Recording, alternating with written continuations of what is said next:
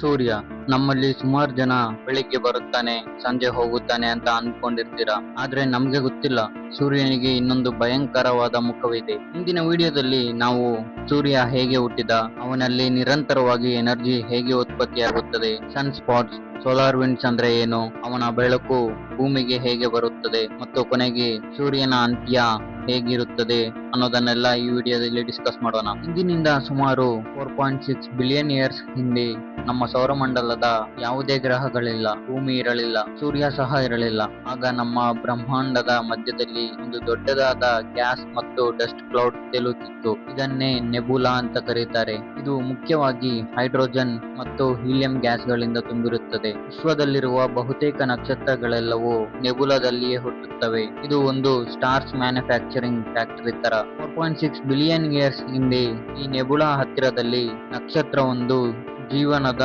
ಕೊನೆಯ ಹಂತ ತಲುಪಿತು. ಅದು ಭಾರಿ ಎಕ್ಸ್ಪ್ಲೋಷನ್ ಆಗಿ ಸ್ಫೋಟಿಸಿತು.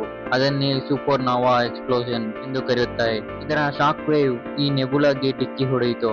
ಆಗ ಗುರುತ್ವಾಕರ್ಷಣ ಶಕ್ತಿ ಅಂದ್ರೆ ಗ್ರಾವಿಟಿಯಿಂದ ಗ್ಯಾಸ್ ಮತ್ತು ಡಸ್ಟ್ ಒಂದೇ ಕಡೆ ಸೇರುತ್ತಾ ಹೋಯಿತು. ಮಧ್ಯಭಾಗದಲ್ಲಿ ಪ್ರೆಷರ್ ಮತ್ತು ಟೆಂಪರೇಚರ್ ಹೆಚ್ಚಾಗತೊಡಗಿತು. ಈ ರೀತಿ ಸೂರ್ಯ ಹುಟ್ಟಿದ. ಸೂರ್ಯನಲ್ಲಿ ಸುಮಾರು 73% ಹೈಡ್ರೋಜನ್, 25% ಹೀಲಿಯಂ ಮತ್ತು ಉಳಿದ 2% oxygen, carbon, neon, iron, nitrogen ಅಂತ ಹಲವು ಎಲಿಮೆಂಟ್ಸ್ ಇರುತ್ತೆ. ಈ ಸೂರ್ಯ ಪ್ಲಾಸ್ಮಾ ಸ್ಟೇಟ್ ಅಲ್ಲಿ ಇರುತ್ತೆ. ಅಂದ್ರೆ ನಮ್ಗೆ ಸಾಲಿಡ್, ಲಿಕ್ವಿಡ್, ಗ್ಯಾಸ್ ಅಂತ 3 ಸ್ಟೇಟ್ಸ್ ಗೊತ್ತು. ಇದು 4ನೇದು.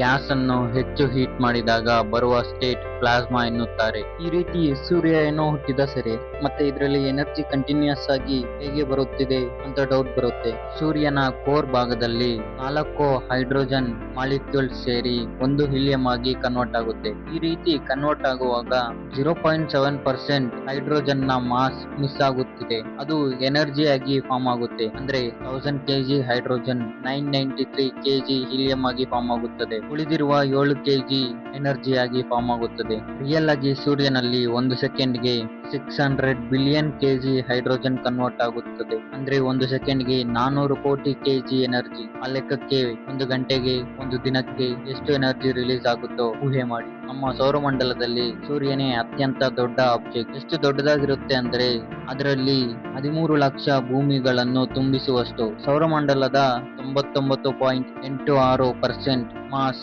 ಸೂರ್ಯನೇ. ಉಳಿದಿರುವ 0.14% ಗ್ರಹಗಳು, ಆಸ್ಟ್ರಾಯ್ಡ್ಸ್ ಎಕ್ಸೆಟ್ರಾ. ಇಲ್ಲಿ ಇನ್ನೊಂದು ಇಂಟ್ರೆಸ್ಟಿಂಗ್ ಡೀಟೇಲ್ ಏನಂದ್ರೆ, ಇದನ್ನ ಆಲ್ರೆಡಿ ನಮ್ಮ ಫ್ಯಾಕ್ಟ್ಸ್ ಚಾನಲ್ ಅಲ್ಲಿ ಅಪ್ಲೋಡ್ ಮಾಡಿದೀವಿ. ಅದರ ಲಿಂಕ್ ಬೇಕಂದ್ರೆ ನಮ್ಮ ಬಯೋದಲ್ಲಿರುತ್ತದೆ. ಸೂರ್ಯನ ರೇಡಿಯಸ್ 6,96,000 ಕಿಲೋಮೀಟರ್ ಅಂಡ್ ಸೂರ್ಯನ ಸರ್ಫೇಸ್ ಇಂದ ಅರ್ತ್ ಗೆ ಇರುವ ಡಿಸ್ಟೆನ್ಸ್ ಸುಮಾರು 150 million kilometre. Sunlight 3 × 10⁸ metre per second ವೇಗದಲ್ಲಿ ಚಲಿಸುತ್ತದೆ. ಈ ಸನ್ಲೈಟ್ ಸನ್ ಸರ್ಫೇಸ್ ಇಂದ ಭೂಮಿಗೆ ತಲುಪಲು ಬೇಕಾದ ಸಮಯ 8 ನಿಮಿಷ 20 ಸೆಕೆಂಡ್ಸ್. ಇದರ ಪ್ರಕಾರ ನೋಡಿದರೆ ಸನ್ ಕೋರ್ ಇಂದ ಸರ್ಫೇಸ್ ಗೆ ತಲುಪಲು 2 ಸೆಕೆಂಡ್ ಸಾಕು. ಆದ್ರೆ ಇದು ನಿಜಕ್ಕೂ 10,000 ವರ್ಷದಿಂದ 1,70,000 ವರ್ಷಗಳು ತಗೊಳ್ಳುತ್ತದೆ. ಯಾಕೆಂದ್ರೆ ಸನ್ಲೈಟ್ ಪಾರ್ಟಿಕಲ್ಸ್ ಆದ ಫೋಟಾನ್ಸ್ ಸೂರ್ಯನ ಆಟಮ್ಸ್ ಗೆ ಡಿಕ್ಕಿ ಹೊಡೆದು ಅಲ್ಲಲ್ಲೇ ಸುತ್ತುತ್ತಾ ಹೊರಗೆ ಬರುತ್ತೆ. ಆದ್ದರಿಂದ ಅದು ಅಷ್ಟೊಂದು ವರ್ಷಗಳ ಸಮಯ ತಗೊಳ್ಳುತ್ತದೆ.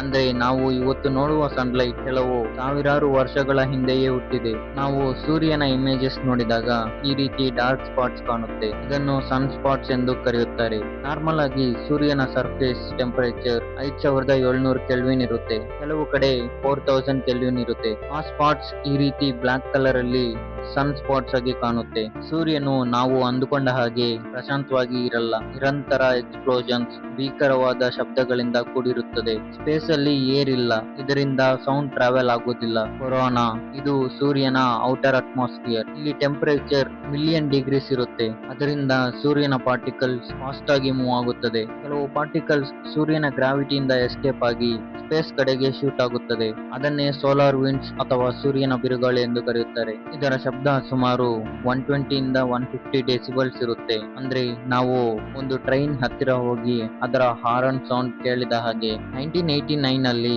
ಈ ಸೋಲಾರ್ ವಿಂಡ್ಸ್ ನಮ್ಮ ಭೂಮಿಯ ಕಡೆ ಬಂದಾಗ ಕೆನಡಾದ ಕ್ಯೂಬೆಕ್ ನಲ್ಲಿ ಒಂದು ಎಂಟೈರ್ ಎಲೆಕ್ಟ್ರಿಸಿಟಿ ಎಲೆಕ್ಟ್ರಿಸಿಟಿ ಸಿಸ್ಟಮ್ ನಾಶವಾಗಿತ್ತು. ಅದೇ ರೀತಿ ಈಗ ಬಂದರೆ ಭೂಮಿಯ ಸುತ್ತಲೂ ಇರುವ ಸ್ಯಾಟಲೈಟ್ಸ್ ಕೆಲಸ ಮಾಡಲ್ಲ, GPS ಸಿಗ್ನಲ್ಸ್ ಡಿಸ್ಟರ್ಬ್ ಆಗಬಹುದು, ರೇಡಿಯೋ ಕಮ್ಯುನಿಕೇಶನ್ ಫೇಲ್ ಆಗಬಹುದು. ಈ ರೀತಿ ಅನೇಕ ಪ್ರಾಬ್ಲಮ್ಸ್ ಉಂಟಾಗುತ್ತದೆ.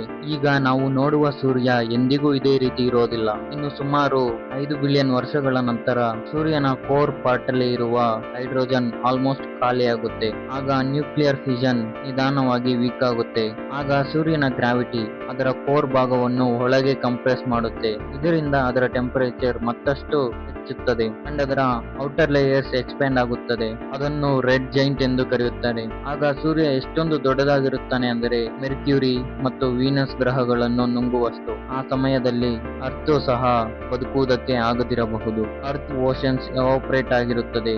ಜೀವ ಬದುಕುವುದು ಇಂಪಾಸಿಬಲ್. ಈ ರೆಡ್ ಜೈಂಟ್ ಫೇಸ್ ನಂತರ ಸೂರ್ಯ ತನ್ನ ಔಟರ್ ಲೇಯರ್ಸ್ ಅನ್ನು ಸ್ಪೇಸ್ ಗೆ ಬಿಡುತ್ತಾನೆ. ಅವು ಕಲರ್ಫುಲ್ ಗ್ಲೋಯಿಂಗ್ ಗ್ಯಾಸ್ ಕ್ಲೌಡ್ ತರ ಕಾಣುತ್ತವೆ. ಅದನ್ನು ಪ್ಲಾನೆಟರಿ ನೆಬುಲಾ ಎಂದು ಕರೆಯುತ್ತಾರೆ. ಕೊನೆಯಲ್ಲಿ ಉಳಿಯುವುದು ಸೂರ್ಯನ ಕೋರ್ ಪಾರ್ಟ್ ಮಾತ್ರ, ಅದೇ ವೈಟ್ ಡ್ವಾರ್ಫ್. ಈ ಸ್ಟೇಜ್ ಅಲ್ಲಿ ಫ್ಯೂಷನ್ ಪ್ರಕ್ರಿಯೆ ನಡೆಯುವುದಿಲ್ಲ. ಸನ್ಲೈಟ್ ಆಲ್ಮೋಸ್ಟ್ ಇರುವುದಿಲ್ಲ. ಸ್ಲೋ ಆಗಿ ಕೂಲ್ ಆಗ್ತಾ ಇರುತ್ತೆ. ಕೆಲವು ಟ್ರಿಲಿಯನ್ಸ್ ಆಫ್ ವರ್ಷಗಳ ನಂತರ ಅದು ಕಂಪ್ಲೀಟ್ ಆಗಿ ಕೂಲ್ ಆಗಿರುತ್ತೆ ಮತ್ತು ಡಾರ್ಕ್ ಆಬ್ಜೆಕ್ಟ್ ಆಗಬಹುದು. ಥಿಯರಿಟಿಕಲ್ ಆಗಿ ಅದನ್ನ ಬ್ಲಾಕ್ ಡಾರ್ಕ್ ಎಂದು ಕರೆಯುತ್ತಾರೆ. ಈ ವಿಡಿಯೋಗೆ ಇಷ್ಟೇ.